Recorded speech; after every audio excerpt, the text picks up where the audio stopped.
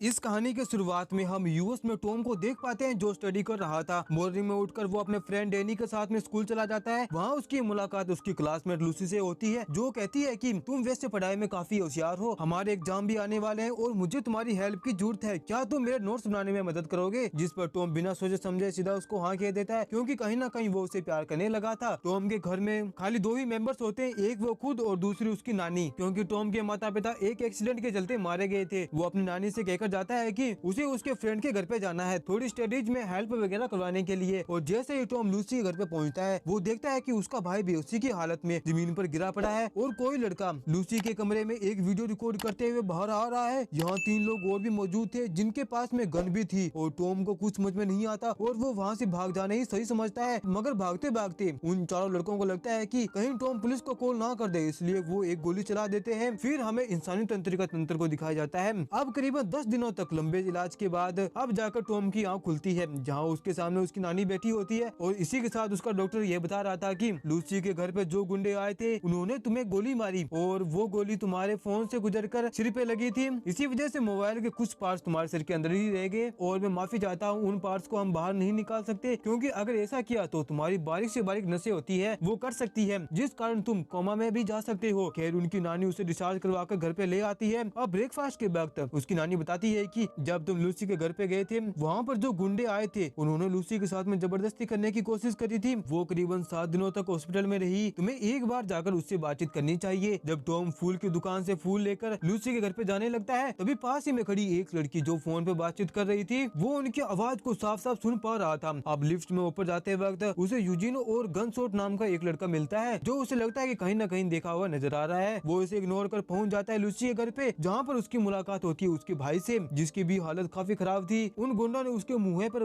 मुक्के वगैरह मारे थे। तभी टॉम की नजर उसकी वाईफाई पर जाती है जहाँ वो उसके सिग्नल को अच्छी तरीके से देख पा रहा था। घर पर आने के बाद किस किस ने मोबाइल कितनी बजे कनेक्ट हुआ है तभी उसे एक बैड बॉय नाम का सिग्नल दिखाई पड़ता है, लेकिन वो उसे इग्नोर कर लूसी के कमरे में चला जाता है जहाँ उसे मालूम चलता है कि करीब 4 लड़के थे जो उसके साथ में जबरदस्ती करके उसकी वीडियो बनाने आए थे और वो कहीं न कहीं नशे में भी लग रहे थे। अच्छा हुआ तुम टाइम पर आ गए वरना मेरे साथ में और भी कुछ बुरा हो सकता था। मुझे अफसोस है उन्होंने तुम्हें गोली मारी मगर अच्छी बात यह है कि तुम्हारी जान बच गई। अब टॉम वापस घर में आता है जहाँ वो अपने इलेक्ट्रॉनिक्स डिवाइस में से निकलती हुई वेब सिग्नल नेटवर्क को देख पाता है जो उसकी आंखों के सामने बिल्कुल विजिबल थे। जब वो घर का पर्दा हटाता है तो वो पूरे शहर भर के नेटवर्क को देख पाता है। इतना सारा सिग्नल देखकर उसका सिग्नल उड़ जाता है और वो बेहोश होकर नीचे गिर जाता है। जब वो अगली सुबह तैयार होकर स्कूल के लिए निकलता है तब वो अपने खास दोस्त डेनी को ये सारी बातें बताता है कि आजकल उसे सारे सिग्नल वगैरह दिखाई देने लगे हैं। डेनी कहता है जो चोट तुम्हारे सिर पर लगी होगी उसी की वजह से तुम्हारा सिर घूमने लगा है। उस बस में बैठे जितने भी बच्चे होते हैं जो अपने फोन का यूज कर रहे थे उनके सारे सिग्नल टॉम को अच्छी तरीके से दिखाई पड़ रहे थे। डेनी उससे पूछता है कि आज रात पार्टी होने वाली है जहाँ तुम आओगे, जिस पर टॉम हाँ कह देता है। जब वो अपने क्लासरूम में पहुँचता है जब वो देखता है कि सभी बच्चे अपने मोबाइल से कोई गेम खेल रहा है तो कोई गाने सुन रहा है तभी वो लिफ्ट वाला लड़का यूजिन जिसके फोन में किसी ने उसके पास व्हाट्सएप से एक वीडियो भेजी होती है। जब टॉम अपनी पावर के थ्रू उस वीडियो को देखता है तब उसे मालूम चलता है कि ये तो वही वीडियो है जो उस रात को बनाया गया था। इन चीज को टॉम से बहुत ज्यादा गुस्सा आ जाता है और वो अपनी पावर का यूज करके उसका फोन हिट कर देता है जिसके कारण यूजिन का फोन फूट जाता है। अब रात को डेनी ने टॉम को पार्टी में बुलाया था। इस पार्टी में डेनी के अलावा और भी लड़के मौजूद होते हैं और इन लड़कों में से यूजिन भी था जिसके फोन में वो वीडियो था। टॉम जान चुका था इस पूरे कांड में यूजिन ही मेन कड़ी है इसलिए वो गुस्से से उसको घूरने लगता है। तभी यूजिन को भी गुस्सा आ जाता है। अब उन दोनों के बीच में फाइट होने लगती है। तभी बीच में डेनी आकर उन दोनों की फाइट को रुकवा देता है और कहता है कि मैंने तुम्हें यहाँ पर एक पार्टी में एंजॉय करने के लिए बुलाया और तुम यहाँ पर लफड़े कर रहे हो। यहाँ टॉम को वहाँ से निकल जाने में ही भलाई लगती है मगर रास्ते में जाते वक्त उसे लूसी के मैसेजेस आने लगते हैं जहाँ पर वो बिना फोन को उठाए अपनी आंखों के सामने आते हुए विजुअल के थ्रू ही रिप्लाई करने लग जाता है। जहाँ पर ये शाम को टेरिस पर मिलने को कहते हैं। फिर ये दोनों टेरिस पर मिलते हैं जहाँ टॉम का कहना था तुम स्कूल नहीं आई, लूसी का कहना था आजकल स्कूल में आना मुझे डर लगता है। तब टॉम कहता है कि अब तो एग्जाम भी आने वाले हैं, अगर तुम ऐसे डर डर के जियोगी तो एग्जाम कैसे दोगी। जिस पर लूसी हंसते हुए अगले दिन स्कूल आने के लिए कह देती है। वहीं रात को सोते वक्त टॉम अपनी पावर के थ्रू बहुत सारी वेबसाइट को चेक करता है और जहाँ पर वो मोबाइल को हैक कैसे किया जाए ये सब वीडियो भी देखने लगता है। अब नेक्स्ट डे यूजिन का बेस्ट फ्रेंड शॉटगन का मोबाइल पूरी तरह से टॉम हैक कर लेता है। ये गए होते हैं बेसिकली एक ड्रग माफिया से कुछ ड्रग की पूजा लेने के लिए, लेकिन कार में जो बंदा बैठा था उसने गन शॉट को दूर कर दिया और बोला था कि खाली मैं यूजिन से ही बात करूंगा, तू यहाँ से दूर जा। दरअसल टॉम ने यहाँ गन शॉट का मोबाइल हैक किया हुआ था। इसी वजह से यूजिन उस माफिया के बीच में क्या बातें हुई वो सुन नहीं पाता। अब रात को जो भी गन शॉट कर रहा होता है वो सारी वीडियो कैप्चर अपने दिमाग में कर लेता है। अब नेक्स्ट मॉर्निंग जब पूरे स्कूल के अंदर असेंबली में प्रिंसिपल स्पीच दे रहे होते हैं तभी वहाँ प्रोजेक्टर पर वो गन शॉट की वीडियो वायरल करवा देता है जहाँ पर वो पोरन देख रहा था। इस बात से उसके दोस्त उस पर हंसने लगते हैं जिससे वो पानी पानी हो जाता है। जिसके बाद में वो लूसी के घर पे आता है और बताता है कि क्या तुम्हें पता है आज स्कूल के अंदर एक लड़का जो पोरन देख रहा था उसका वीडियो वायरल हो गया। अब थोड़ी बहुत हंसी मजाक से लूसी का मन हल्का हो जाता है। अब टॉम जहाँ एक अननोन पर्सन बनकर अपने दिमाग के थ्रू लूसी को मैसेज पे मैसेज भेज रहा था और ये कह रहा था कि मैं एक आई बॉय हूँ, मैं जानता हूँ तुम्हारे साथ किस किसने बुरा किया है और मैं उनको सबक सिखाऊंगा। अब अभी इन्हीं बातचीत के बीच में लूसी यह भी पूछ लेता है कि क्या तुम्हारा कोई बॉयफ्रेंड है, जहाँ पर लूसी कहती है कि फिलहाल तो नहीं है। जहाँ टॉम उसे बाहर घूमने जाने को बोलता है। जब वो दोनों बाहर घूमने जाते हैं जहाँ लूसी का दिल हल्का हो जाता है, इनके बीच में काफी अच्छा टाइम स्पेंड होता है। वो घूमने लगते हैं और घूमकर जब वो वापस आने लगते हैं तो यूजिन और बाकी दोस्त आकर उनका रास्ता रोक लेते हैं और लूसी से कहते हैं कि हमें पता लगा है कुछ दिनों पहले तुम्हारे साथ किसी ने गलत करने की कोशिश करी, तुम टेंशन मत लो लूसी, हम उस बैड बॉय को ढूंढ ही लेंगे। तभी टॉम अपनी पावर के थ्रू उन सभी के फोन में मैसेज कर देता है कि टॉम वो लड़का नहीं है जिसे तुम ढूंढ रहे हो, क्योंकि इनको लग रहा था कि जो हमको मैसेज भेज रहा है, बातें सुन रहा है वो टॉम ही होगा। इन बातों से लूसी को बहुत ही बुरा लगता है और वो चली जाती है अपने रूम में सोने के लिए। लेकिन अब टॉम का दिमाग घूम चुका होता है। वहीं वो चारों लड़के एक कार को चोरी करके अपनी रातों को रंगीन करने वाले थे। तभी उसी कार को टॉम कंट्रोल कर लेता है, उसी कार के दरवाजे बंद कर देता है और रेडियो में कहता है कि क्या तुम वो थे जिन्होंने उस रात लूसी के साथ में गड़बड़ काम किए थे और उसकी वीडियो बनाकर वायरल करने वाले थे। जहाँ पर ये चारों अपनी मिस्टेक मानते हैं। इसके साथ टॉम पूछता है कि तुम्हारे पास गन कहाँ से आई। गनशॉट बताता है कि हमें वो गन कज ने दी। टॉम उसे भी सबक सिखाना चाहता था, इसलिए उनकी कार का दरवाजा खोल देता है और जैसे ये लोग कार से बाहर आते हैं तभी कार में एक बहुत बड़ा विस्फोट हो जाता है। अब रात को टॉम अपनी पावर के थ्रू